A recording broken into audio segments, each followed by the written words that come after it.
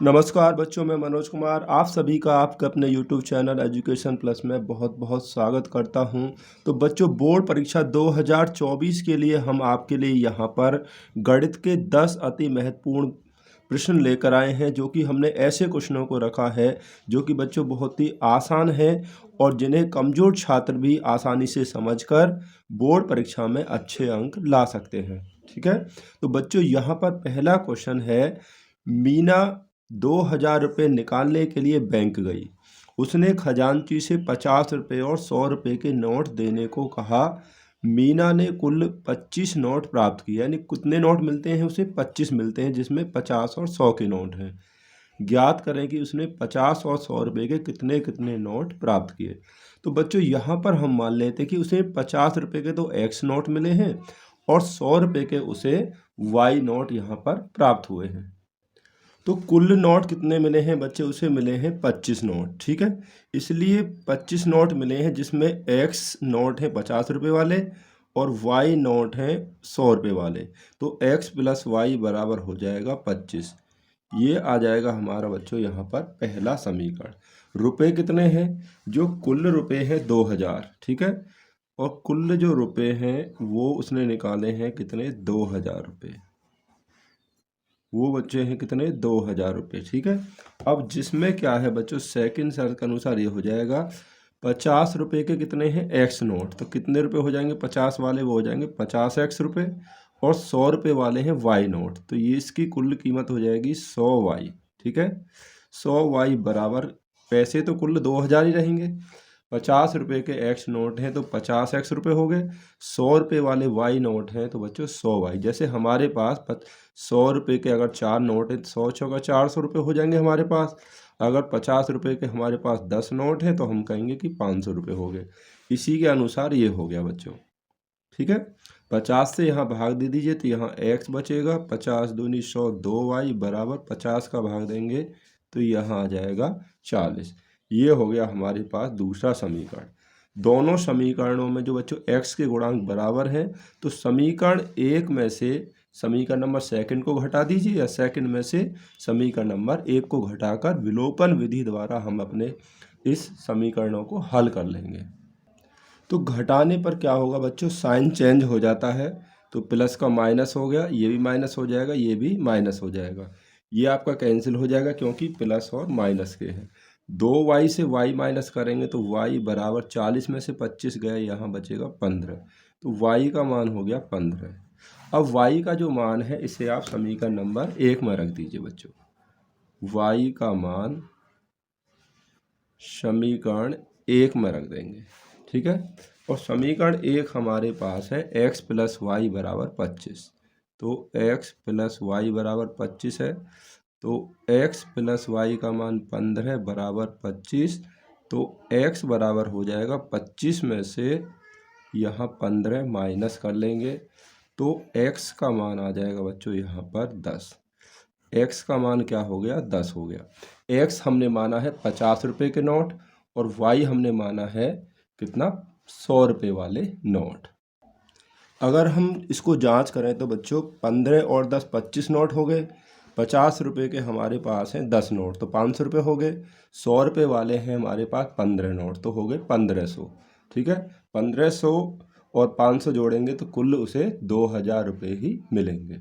तो इसी प्रकार से आप अपना क्वेश्चन जांच भी कर सकते हैं बच्चों। दूसरा क्वेश्चन है बच्चों, 3 अंकों वाली कितनी संख्याएं 7 से विभाज्य है?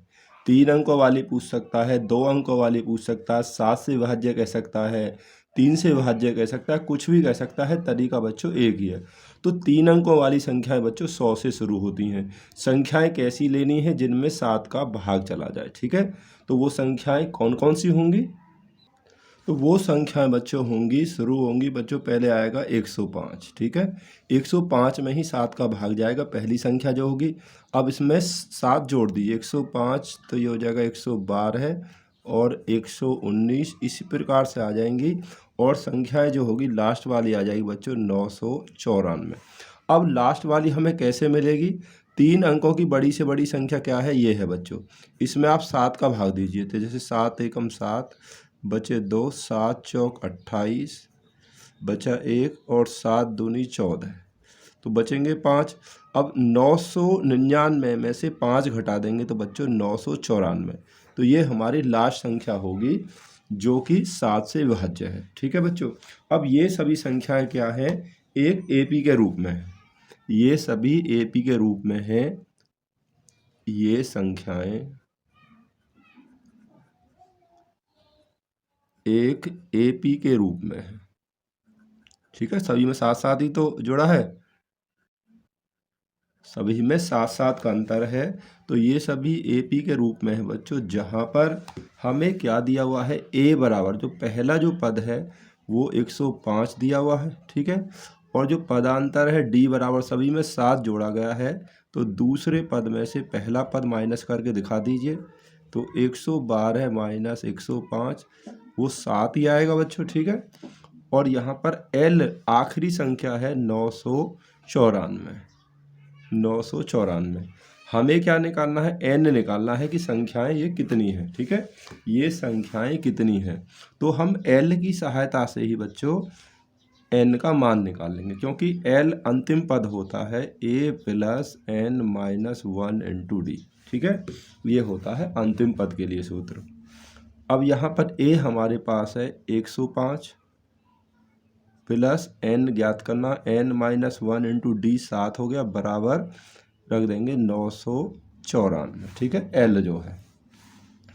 अब बच्चों देखिए एन माइनस 1 गुणा 7 बराबर, इसको उधर ले आएंगे, तो 994 में से 105 घटा दीजिए, तो एन माइनस 1 गुणा 7 बराबर, तो कितना बचेगा, यहाँ घटा दीजिए, 94 से 5 बचेगा यहाँ बच्चों 89, और यहाँ बचेगा 889। ठीक है, तो n माइनस 1 7 से भाग दे देंगे, यहाँ पर 7 एकम 7, 7 दूनी 14, 7 सत्ते 49। ठीक है, तो n माइनस 1 बराबर इतना 128, तो n बराबर 27 है, तो n बराबर प्लस हो जाएगा 128।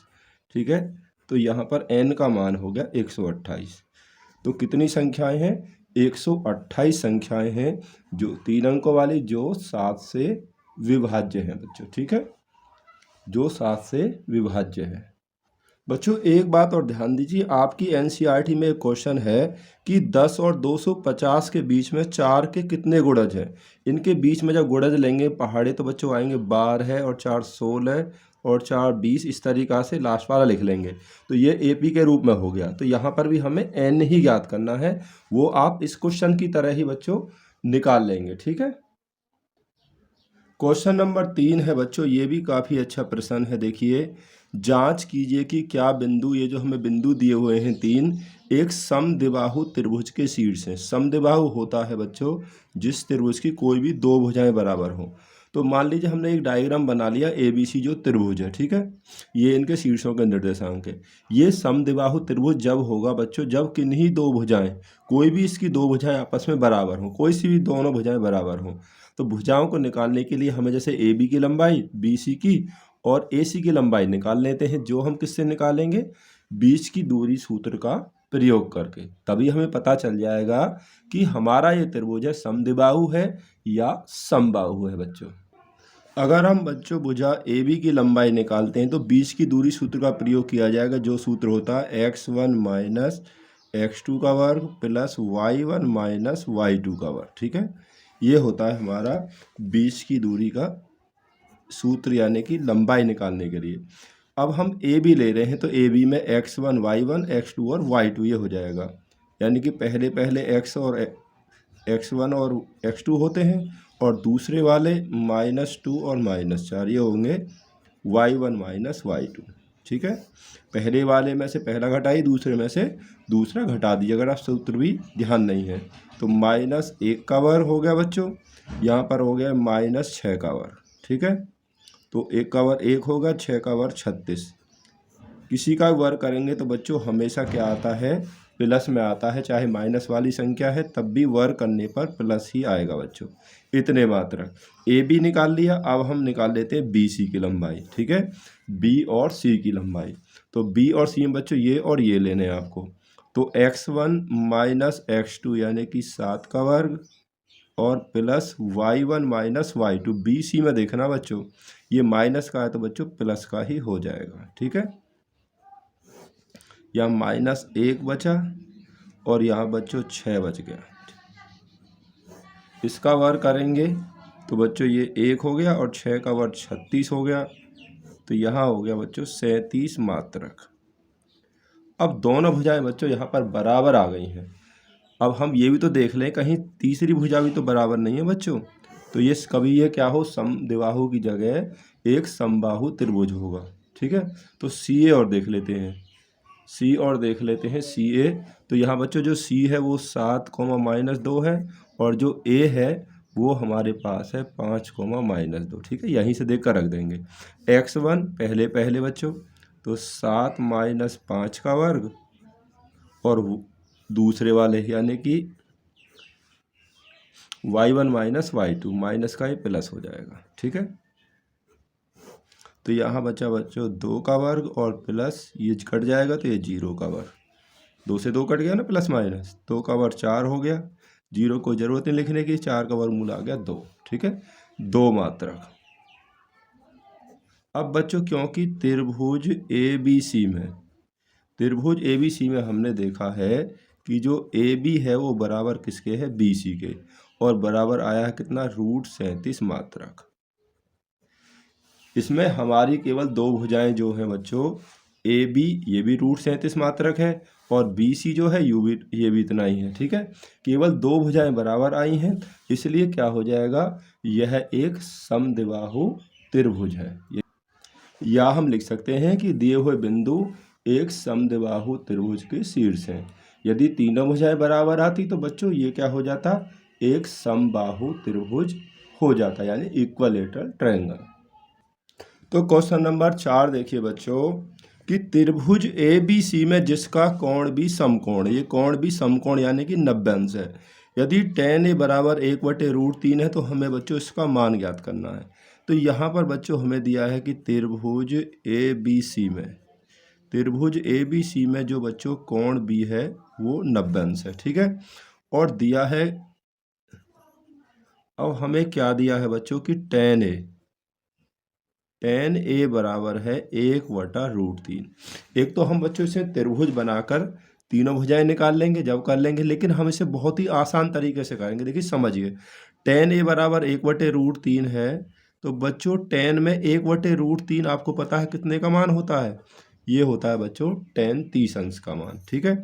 tan से tan अगर हम कैंसिल कर दें तो a बराबर आ जाएगा यहाँ पर 30 अंश, a बराबर कितना आ जाएगा, 30 अंश आ जाएगा। अब देखिए त्रिभुज ए बी सी में, अब त्रिभुज के तीनों कोणों का योगफल कितना होता है, 180 अंश होता है। तो angle A plus B plus angle C तीनों का मान हो जाएगा 180 अंश।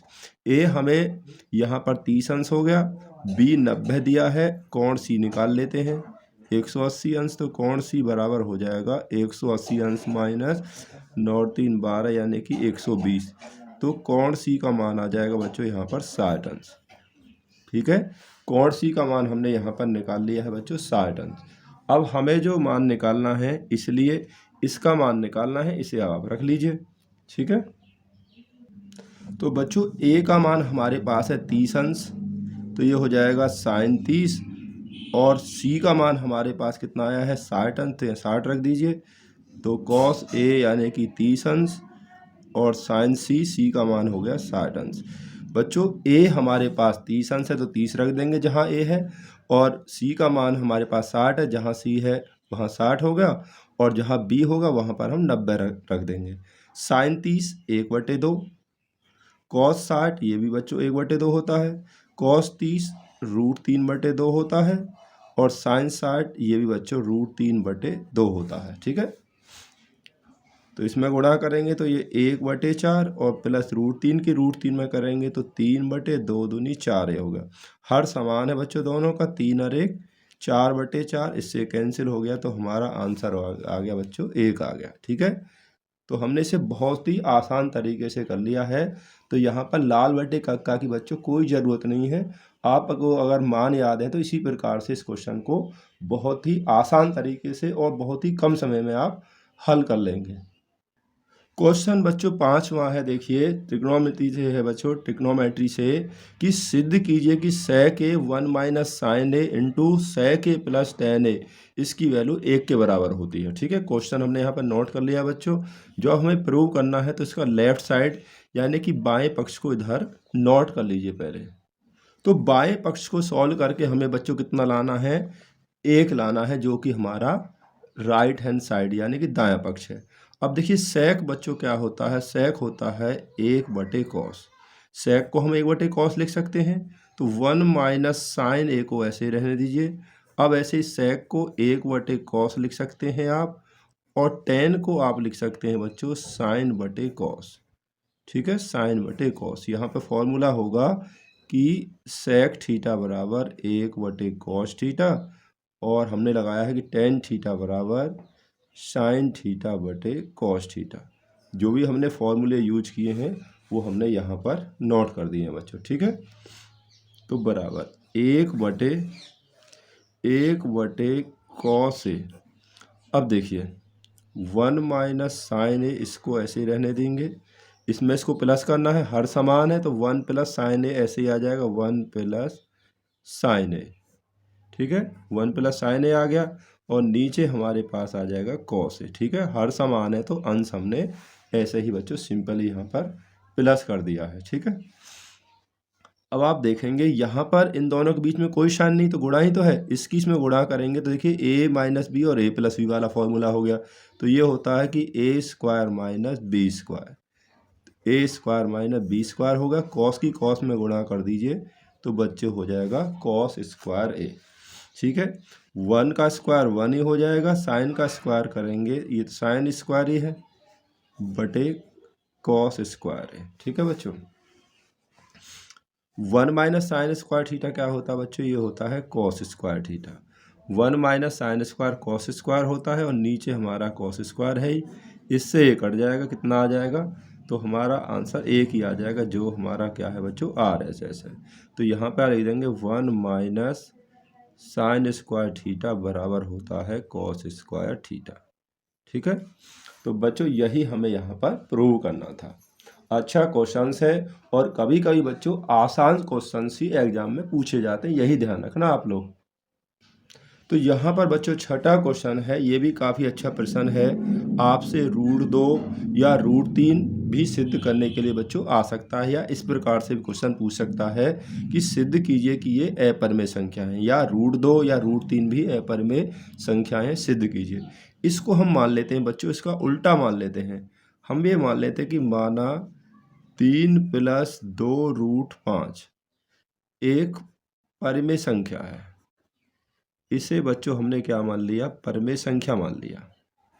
ये परिमेय संख्या है, हमने ये मान लिया। तथा बच्चों 3 भी एक परिमेय संख्या है। 3 भी एक क्या है, परिमेय संख्या है।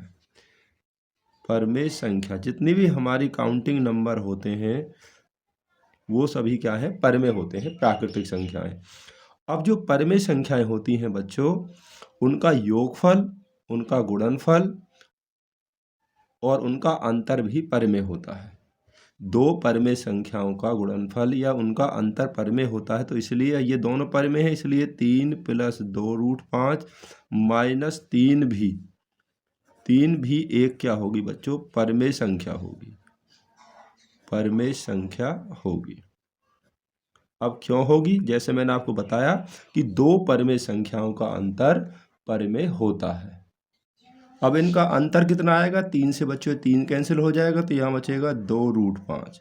2√5 भी एक क्या है, परिमेय संख्या है। ये क्या है, एक बच्चों परिमेय संख्या है, क्योंकि ये परिमेय संख्याओं का योगफल है। ये एक परिमेय संख्या है बच्चों, तथा 1/2 भी एक परिमेय संख्या है। एक परिमेय संख्या है, क्योंकि 1/2 बच्चों जो कि p/q के रूप में है, तो ये भी एक क्या होगी, एक परिमेय संख्या होगी। ठीक है, इसलिए जब ये दोनों परिमेय संख्या हैं और दो परिमेय संख्याओं का जो गुणनफल होता है वो भी परिमेय होता है, तो इसलिए 2√5 गुणा 1/2 भी एक परिमेय संख्या होगी, परिमेय संख्या होगी। ठीक है, क्यों होगी? क्योंकि दो परमेय संख्याओं का गुणनफल परमेय ही होता है बच्चों। अब इनका गुणनफल कितना आएगा बच्चों? 2 से 2 कैंसिल हो गए, हाँ बचा बच्चों √5। √5 भी एक परमेय संख्या है, एक परमेय संख्या है, क्योंकि इनका गुणनफल ही तो आया है। गुणनफल √5 है तो ये भी एक परमेय संख्या है। परंतु हम जानते हैं बच्चों,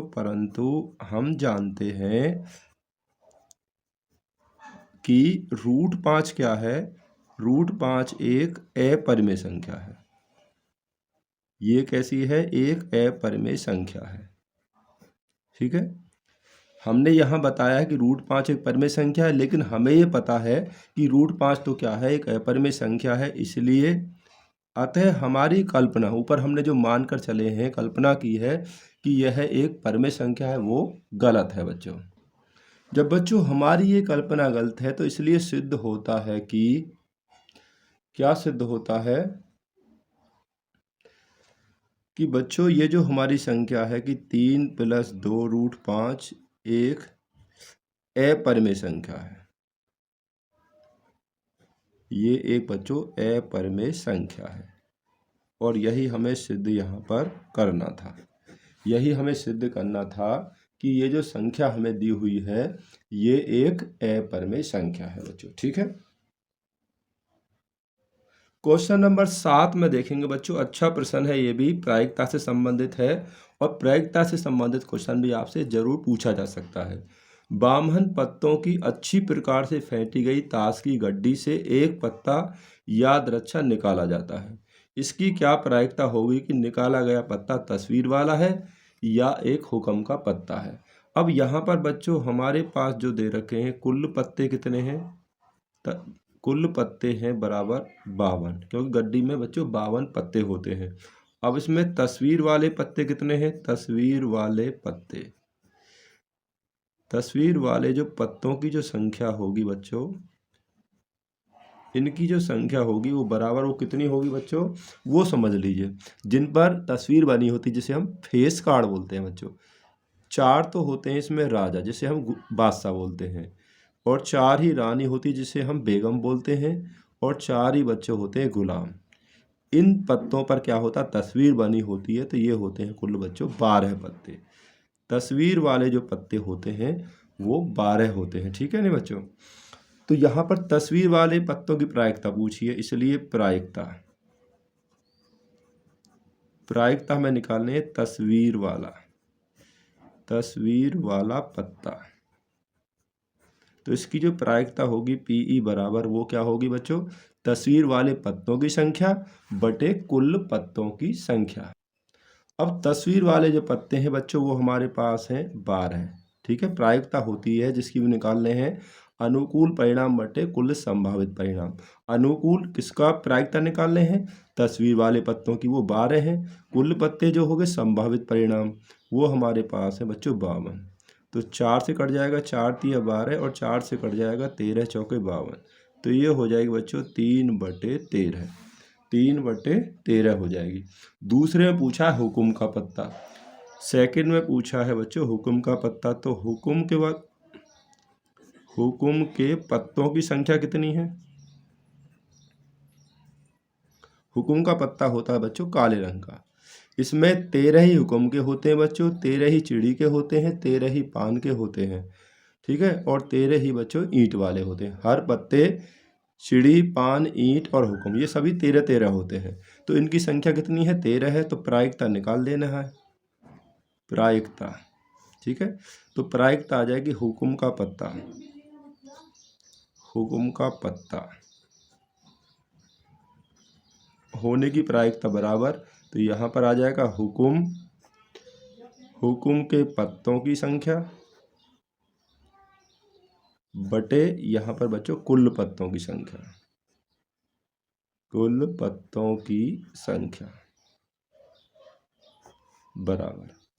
अब हुक्म के पत्ते हमारे पास 13 हैं और कुल पत्ते हैं बच्चों 52। तो 13 × 13, 13 × 4 = 52। तो ये हो जाएगा कितना? 1/4 इसका आंसर हो जाएगा बच्चों। ठीक है, यहाँ पर यह कोई सा भी पत्ता पूछ सकता है। ठीक है ना बच्चों? तो आपको पत्तों के बारे में पूरी जानकारी थोड़ी सी रख लेनी है। क्वेश्चन नंबर 8 बच्चों हमें यहाँ पर दिया हुआ है कि दिए गए चित्र में ओ ए गुणा ओ बी बराबर है ओ सी गुणा ओ डी के। तो हमें सिद्ध करना है, यानी दर्शाइए कि सिद्ध कीजिए कि कोण ए बराबर सी के होगा और कोण बी जो है वो कोण डी के होगा। यानी कि कोण जो ए है वो कोण सी के बराबर होगा और जो कोण यहाँ पर जो बी है ये वाला कोण ये कोण डी के बराबर होगा। ये हमें यहाँ पर बच्चों सिद्ध करना है। यहाँ हमें दिया हुआ है तो या हम इसको कैसे कर सकते हैं कि ओ ए बटे को गुणा में इसको दखल लेके जाएंगे तो बच्चे ओ सी हो जाएगा बराबर ओ बी को दखल लेके जाएंगे तो बच्चों हो जाएगा ओ डी बटे ओ बी। इस प्रकार से हो जाएगा।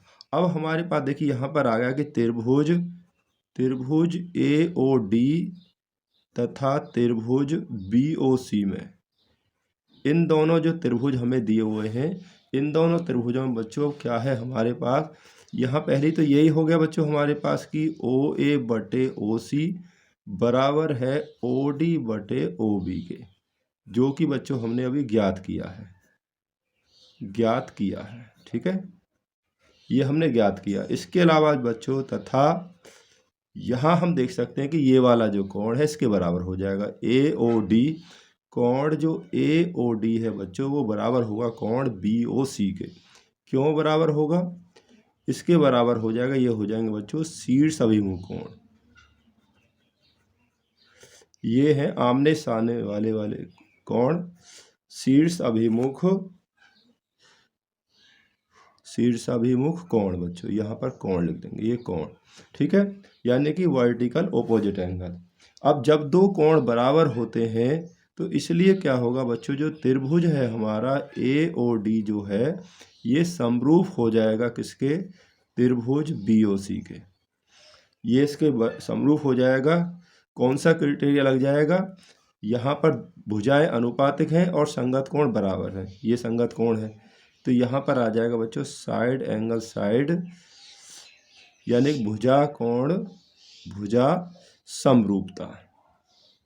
क्योंकि हमने दिखाया है दो भुजाएं आपस में अनुपातिक हैं और एक कोण बराबर है बच्चों, दो कोण। जब भुजा इस तरीक़ा से दोनों त्रिभुज आपस में बच्चों क्या हो गए, समरूप हो गए, और समरूप त्रिभुजों के संगत कोण क्या होते हैं बच्चों, बराबर होते हैं। ठीक है, तो इसलिए क्या होगा, जो हमारा कोण ए है वो बराबर हो जाएगा बच्चों कोण सी के। कोण ए जो है बराबर हो जाएगा कोण सी के, और तथा कोण जो बी है वो बराबर हो जाएगा कोण डी के। कोण बी बराबर हो जाएगा कोण डी के। ठीक है, यही हमें सिद्ध करना था। यहाँ पर लिख देंगे समरूप त्रिभुजों के संगत कोण बराबर होते हैं। ठीक है ना बच्चों, इस प्रकार से ये क्वेश्चन बहुत ही आसान तरीके से हमने कर लिया है। क्वेश्चन नंबर 9 है बच्चों, एक घड़ी की मिनट की सुई जिसकी लंबाई है 14 सेंटीमीटर, इस सुई द्वारा 10 मिनट में बने त्रिज्या खंड का क्षेत्रफल ज्ञात कीजिए। तो यहाँ क्या बना है सुई द्वारा बच्चों, एक त्रिज्या खंड बना है, उसी का हमें क्षेत्रफल निकालना है। जो त्रिज्या खंड की त्रिज्या होगी बच्चों वो सुई की लंबाई होगी 14 सेंटीमीटर ही। अब बच्चों ये और समझ लीजिए कि 10 मिनट में कितना कोण बनाएगी, त्रिज्या खंड का जो कोण है वो कितना होगा। देखिए घड़ी की सुई जो होती है 360 एंगल पर पूरी घूम जाती है पूरे एक चक्कर में, यानी कि 60 मिनट में 360 का कोण बनाती है। तो 1 मिनट में बनाएगी बच्चों 6 अंश का। 1 मिनट में 6 अंश का बनाती है, तो 10 मिनट में कितने का बनाएगी बच्चों, वो बनाएगी 60 अंश का। तो थीटा बराबर हो जाएगा 6 गुणा 10 बराबर 60 अंश। ठीक है, घड़ी की सुई मिनट वाली जब पूरा चक्कर घुमाती है तो 360 में घूमती है 60 मिनट में, 1 मिनट में बनाएगी 6 अंश का। अब 10 मिनट की बात कर रहा है तो 10 मिनट में बनाएगी 60 अंश का कोण। ठीक है, यहाँ हमें क्या निकालना है, त्रिज्या खंड का क्षेत्रफल निकालना है। तो त्रिज्या खंड, उसमें लिखा हुआ है कि त्रिज्या खंड बनेगा, तो त्रिज्या खंड का क्षेत्रफल, सुई द्वारा बने त्रिज्या खंड का क्षेत्रफल बराबर, क्षेत्रफल का सूत्र होगा थीटा बटे 360 गुणा पाई आर स्क्वायर। त्रिज्या खंड का ये होता है बच्चों सूत्र। तो थीटा आपके पास 60 आ गया, 60 बटे 360, पाई का मान रख दीजिए 22/7, और आर है आपके पास 14, 14 गुणा 14 हो जाएगा बेटा। इससे कैंसिल हो गया ये 6 बार। ठीक है, और 7 से ये हो जाएगा बच्चों 2 बार, ठीक है।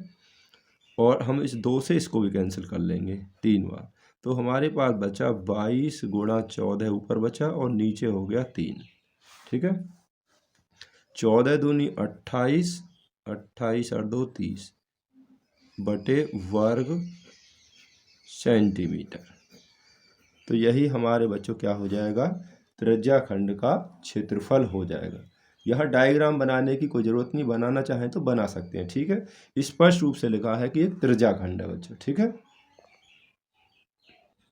तो 10वां क्वेश्चन बच्चों यहाँ पर हमने लिया है, 2 रेल पटरियाँ समीकरण x + 2y - 4 = 0 और 2x + 4y - 12 = 0 द्वारा निरूपित की गई हैं। क्या रेल पटरियाँ एक दूसरे को काटेंगी? बच्चों रेल की जो पटरियाँ हैं एक दूसरे को तभी काटेंगी जब इन दोनों समीकरणों का कोई भी अद्वितीय हल होगा या अनेक हल होंगे। यदि इन समीकरणों का कोई भी हल नहीं होगा तो रेल की पटरियाँ एक दूसरे को नहीं काटेंगी। तो बच्चों यहाँ पर अब हमें ज़रूरत है कि हम जांच कर लेते हैं कि इसके कैसे हल हैं इन दोनों समीकरण युग्म के। तो समीकरण 1 और 2 से a1 बटे a2, a1 और a2 क्या होगा, इनमें x के गुणांक होंगे। a1 1 है x गुणांक, यहाँ पर 2 है तो 1 बटे 2 हो गया, तथा b1 बटे b2 कितना होगा। अब हमें y वाले गुणांक लेने हैं। y का पहले समीकरण में 2 है बच्चों और दूसरे में है 4, तो ये आ जाएगा 1 बटा 2। तो ये कितना आ गया बच्चों, 1 बटा 2 हो गया, ये हो गया 1 बटे 2। अब हम देख लेते हैं c1 बटे c2 तथा c1 बटे c2। c1 क्या होगा, अचर पद, यहाँ पर कितना है -4 और दूसरे में है कितना -12, ठीक है। माइनस से माइनस कट गया, 4 एकम 4, 4 दिया 12, तो ये आ गया बच्चों 1 बटे 3। अब यहाँ पर हमने देखा है पहले दोनों बराबर हैं, तीसरा बराबर नहीं है, यानी कि इसलिए कंडीशन यहाँ पर क्या दी हुई है। तो यहाँ पर बच्चों हमारी ये कंडीशन आ गई है कि a1 बटे a2 बराबर है b1 बटे b2 के, लेकिन c1 बटे c2 के बराबर नहीं है। अतः क्या होगा, समीकरण युग्म का कोई हल नहीं होगा। यानी कि बच्चों जो पटरियाँ हैं वो एक दूसरे को काटेंगी नहीं, बल्कि एक दूसरे के क्या होंगी, समांतर होंगी, ठीक है। जब कोई हल नहीं है तो क्या होता है, समीकरण द्वारा जो निरूपित रेखाएं होती हैं वो एक दूसरे के समांतर होंगी, ठीक है बच्चों। किस तरीक़ा से भी क्वेश्चन पूछा जाए तो आपको यही ध्यान रखना है और ये कंडीशन भी आपको ध्यान रखनी। अद्वितीय हल के लिए पहले दोनों बराबर नहीं होते हैं, अनेक हल के लिए क्या होता है, तीनों ही ये आपस में बराबर आते हैं। तो बच्चों इस वीडियो हमने 10 प्रश्नों को रखा है और आपने देखा सभी प्रश्न बहुत ही आसान हैं और ऐसे क्वेश्चंस हैं कि जिन्हें कमज़ोर बच्चे भी आसानी से समझकर बोर्ड परीक्षा में अच्छे अंक ला सकते हैं।